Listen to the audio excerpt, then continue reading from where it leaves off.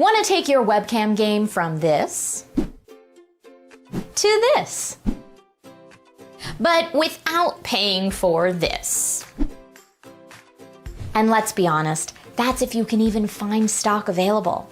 Not to worry, there are other options. This is DIY in 5. Hey there, I'm Trisha Hirschberger and welcome to DIY in 5. Buying webcams anywhere, online or in-store, is still tough. Plenty of places are out of stock and who knows when they'll get some more in. With remote classes and work a thing of the foreseeable future, how about upgrading your system's crappy built-in webcam? Today's episode is going to cover how to DIY a webcam using a DSLR or mirrorless camera you already own. If you find the tips in today's video useful, please go ahead and like this video, subscribe to this channel, and ring that bell so that you don't miss out on any future tech tips. When looking at the pro-level camera you already own, you might be thinking, why can't I just connect the HDMI or USB from my camera directly into my computer for Zoom calls or OBS streaming? Most computers do not come with a built-in capture card, so that HDMI port in your computer can only output an HDMI signal, not take it in. And while USB is capable of taking incoming data, most cameras will need a hardware or software solution to convert your camera's video into a streamable signal. If the camera you are hoping to use as a webcam is a few years old and from one of the bigger camera brands, you are in luck. Many of the big camera brands have released free or built-in software that will convert your camera video into a streamable signal. Let's start with Canon, who recently released their EOS Webcam Utility Beta software as a free download. Huzzah! To use it, you'll need a compatible Canon camera, a USB cable to connect your camera to your computer, and a compatible computer operating system. It's worth noting that while originally Windows only, this software is now compatible with Mac OS as well.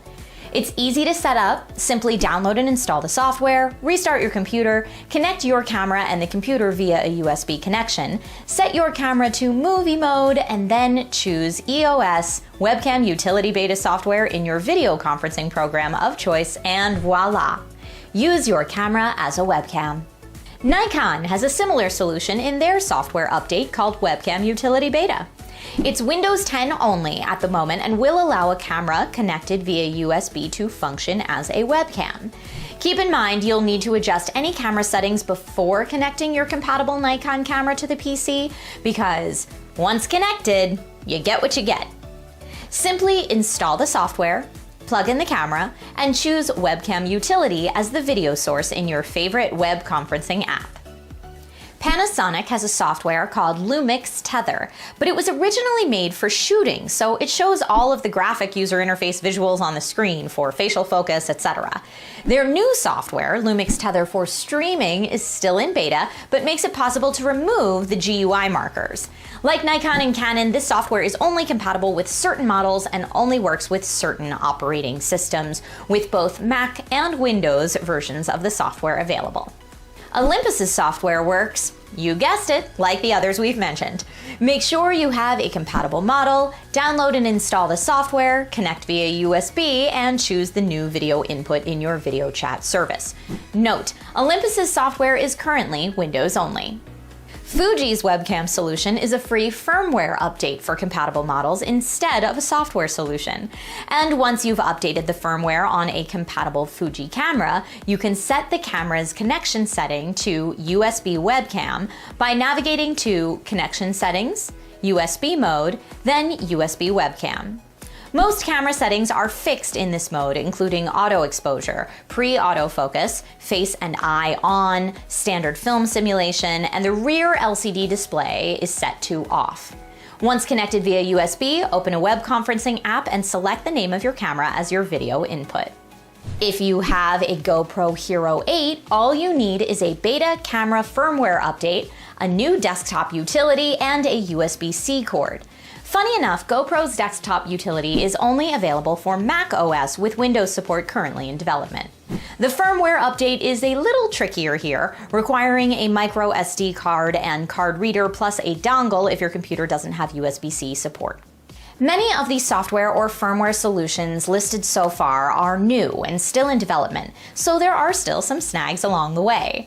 Because most of these solutions can only take video, not audio, from your camera, you'll need an external audio capture device via headset or USB microphone, and this can result in a delay between your audio and video since it takes time to process the video signal.